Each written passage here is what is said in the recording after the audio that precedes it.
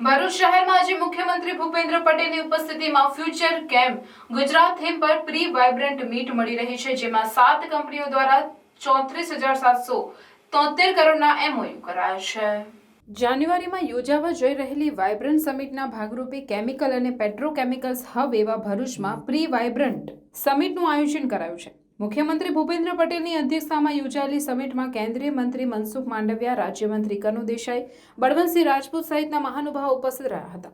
મહાનુભાવો ઉદ્યોગકારોની ઉપસ્થિતિમાં મુખ્યમંત્રીએ સવારે 9:30 કલાકે ભરૂચની હોટેલ હયાતમાં મીટનું ઉદ્ઘાટન કર્યું હતું, જેનો વિષય ભવિષ્યનું કેમિકલ ગુજરાત અને તેને આકાર આપવામાં કેમિકલ્સ અને પેટ્રોકેમિકલ્સ ઉદ્યોગોનું યોગદાન છે।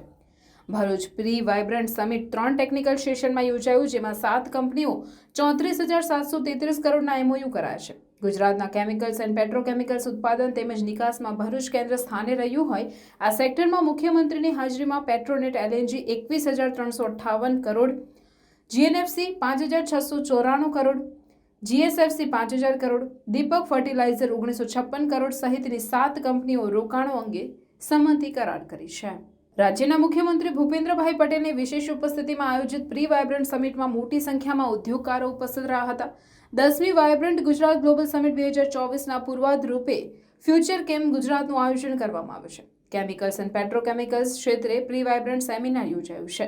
વિશ્વભરના નીતિ નિર્ધારકો, પ્રેક્ટિશનર્સ, શિક્ષણવિદો અને ઉદ્યોગોના નિષ્ણાંતો દ્વારા જે ચર્ચા કરાશે તેના આધારે રાજ્યમાં ટકાઉ કેમિકલ્સ અને પેટ્રોકેમિકલ્સ ઉદ્યોગના ભવિષ્ય માટે રોડમેપ તૈયાર કરાશે। આ સમિટ દ્વારા બિઝનેસ લીડર્સ અને ઇનોવેટર્સને તેમની કામગીરી અને આગામી આર્થિક અને વ્યાપારી તકોનું પ્રદર્શન કરવા માટે એક મંચ પૂરો પાડવાનો ઉદ્દેશ છે। રાજ્યમાં કેમિકલ્સ અને પેટ્રોકેમિકલ ક્ષેત્રે કુલ 34,733 કરોડના રોકાણ થવા જઈ રહ્યા છે। રાજ્યના ઉદ્યોગ, નાગરિક ઉડ્ડયન, શ્રમ અને રોજગાર મંત્રી બળવંતસિંહ રાજપૂત અને ઉર્જા પેટ્રોકેમિકલ્સ નાણાં મંત્રી કનુભાઈ દેસાઈ કાર્યક્રમમાં વિશેષ હાજરી આપી હતી। ભારત સરકારના કેન્દ્રીય આરોગ્ય અને પરિવાર કલ્યાણ તેમજ કેમિકલ અને ફર્ટિલાઇઝર મંત્રી ડોક્ટર મનસુખ માંડવિયાએ ઉદ્યોગકારોને પ્રોત્સાહિત કર્યા હતા। ગુજરાતના મુખ્યમંત્રી ભૂપેન્દ્ર પટેલ ઉદ્ઘાટન કર્યું હતું।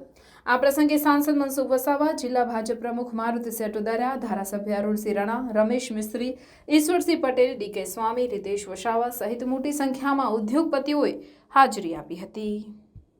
કેમિકલ્સ અને પેટ્રોકેમિકલ્સ ક્ષેત્રના ગુજરાતના પરંપરાગત રીતે મજબૂત ક્ષેત્રો પૈકીનું એક છે અને ગુજરાતના અર્થતંત્રના ઝડપી વિકાસમાં તેની મુખ્ય ભૂમિકા છે। ભારતના ડાઇઝ અને ઇન્ટરમીડિયેટ્સના ઉત્પાદનમાં લગભગ 75% યોગદાન આપે છે। Gujarat state fertiliser and chemicals limited GSFC અને Gujarat Narmada valley fertiliser and chemicals limited જીએનએફસીની પ્રેઝન્સથી આ સેક્ટર્સમાં બેન્ચમાર્ક સેટ થયા છે। આવી મોટી સંસ્થાઓ સિવાય રાજ્યના સ્ટ્રેટેજિક લોકેશન પર વેપાર અને રોકાણો તેમજ મજબૂત ઔદ્યોગિક અને લોજિસ્ટિક ઇન્ફ્રાસ્ટ્રક્ચરે ગુજરાતને ભારતનું પેટ્રોકેમિકલ બનાવવામાં ફાળો આપ્યો છે। દેશની કુલ નિકાસમાં ગુજરાતનો 33% હિસ્સો છે, જેમાંથી માત્ર રસાયણ અને પેટ્રોકેમિકલ્સનો ફાળો લગભગ 60% છે। ડેરિવેટિવ્સ, પ્લાસ્ટિક અને poly manufacturing, dyes and pigments clusters અને ડાઉનસ્ટ્રીમ કંપનીઓ ગુજરાતમાં છે, તેના કારણે ઉપલબ્ધ બજારોનો લાભ આ ક્ષેત્રને સારી રીતે મળી શકે છે અને આ સમગ્ર વેલ્યુએશનથી ગુજરાત પેટ્રોકેમિકલ્સ અને કેમિકલ્સ સેક્ટરનું હબ બનવા સજ્જ છે। એ દિશામાં આજે 67,000 કરોડથી વધુ રકમના એમઓયુ પણ આપણે કર્યા છે। ગુજરાતે उद्योगना विकास माटे वर्ल्ड क्लास इंफ्रास्ट्रक्चर पूरू पाड्યું છે। हम इंडस्ट्रीज के साथ जुड़े हुए स्टेट है, इसलिए हमारे यहाँ की जो इकोसिस्टम है उसको इकोसिस्टम का लाभ लेके हम गुजरात में इन्वेस्टमेंट क्यों न करें। और इसके इसलिए our government is pro poors, pro farmers but industries friendly government.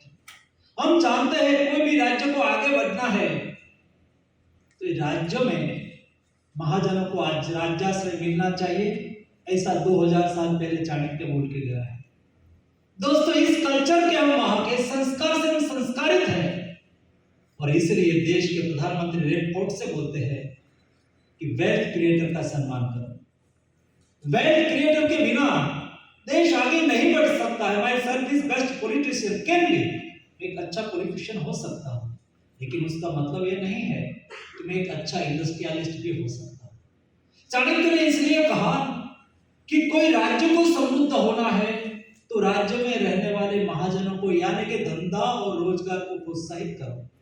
अगली पंक्ति में उन्होंने लिखा कि जब हम महाजनों को प्रोत्साहित करते हैं, उसको मदद करते हैं, तो दो फायदा होता है।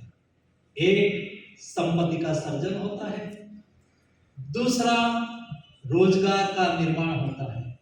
जब संपत्ति का सर्जन होगा तो सरकार की तिजोरी में कोष आएगा, टैक्स आएगा, तब जाके राज्य किसान और गरीब का कल्याण करेगा। ગુજરાતમાં જે એક સ્ટેબલ ગવર્મેન્ટ રહી છે, જે કાયદો અને વ્યવસ્થાની જે પરિસ્થિતિ રહી છે, એના લીધે ગુજરાતમાં જે એક ઉદ્યોગોનું વાતાવરણ સર્જાયું છે, એના લીધે ઘણા બધા ઉદ્યોગો ચાઇના કે બીજા દેશો છોડીને આપણા ગુજરાતમાં આવી રહ્યા છે અને એનો લેટેસ્ટ દાખલો સેમિકન્ડક્ટર પોલિસી જે આપણા આદરણીય મુખ્યમંત્રીશ્રીએ અત્યારે જાહેર કરી અને સાણંદ ખાતે એનો પ્લાન પણ કરવા જઈ રહ્યો છે. આવા અનેકવિધ આપણે કહીએ કે ઇઝ ઓફ ડુઈંગ બિઝનેસની ઘણી બધી પોલિસીઓ ગુજરાત સરકારે કરી છે, પરંતુ गुजरात भारत के पेट्रो कैपिटल के रूप में जाना चाहता है। गुजरात की इकोनॉमी में केमिकल्स और पेट्रोकेमिकल सेक्टर की बहुत बड़ी भूमिका है। बेसिक केमिकल से लेकर स्पेशलिटी केमिकल्स, पॉलीमर्स और फर्टिलाइजर तक गुजरात का केमिकल सेक्टर भारत के मैन्युफैक्चरिंग लैंडस्केप में एक महत्वपूर्ण कंट्रीब्यूटर है। आज गुजरात के केमिकल्स और पेट्रोकेमिकल्स प्रोडक्ट्स को ग्लोबल लेवल पर मार्केट मिल रहा है। गुजरात बल्क केमिकल्स, पॉलीमर्स और स्पेशलिटी केमिकल का एक बड़ा एक्सपोर्टर भी है और इस वजह से यह देश व गुजरात की इकोनॉमी के लिए बहुत ही महत्वपूर्ण फैक्टर है। વાઇબ્રન્ટ ગુજરાત સમિટને સફળ કરવા માટે થઈને જિલ્લા મથકો પર જઈને પોટેન્શિયલ પ્લેસ પર જઈને આ પ્રકારના સેમિનાર કરીને ઇન્ડસ્ટ્રીઝને પ્રોત્સાહિત કરવાનું કામ કર્યું છે, ઇન્ડસ્ટ્રીઝને આગળ વધારવાનું કામ કર્યું છે. કેવલ સેમિનારમાં જ 67,000 યાની કે 67,000થી વધારે રકમના MOU થયા છે, જે ઇન્વેસ્ટમેન્ટ ભરૂચ જિલ્લાની અંદર આર્થિક ગતિવિધિ પણ વધારશે, ઇન્ફ્રાસ્ટ્રક્ચરને પણ મજબૂત કરશે, જે ગુજરાતના વિકાસની અંદર મહત્ત્વનો ફાળો આપશે. ગુજરાતના વિકાસથી દેશનો વિકાસ અને દેશના વિકાસનું વિઝન આદરણીય મોદીજીએ 2047નું આપ્યું છે. યાને કે દેશ આઝાદીનો શતાબ્દી વર્ષ મનાવતો હોય, યાને કે આઝાદીના 100 વર્ષ પૂર્ણ થયા હોય ત્યારે દેશ વિકસિત દેશ હોય, વિકસિત ભારત હોય.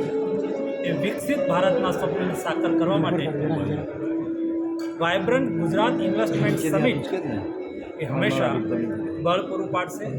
એમાં પણ આજે ભરૂચનો સેમિનાર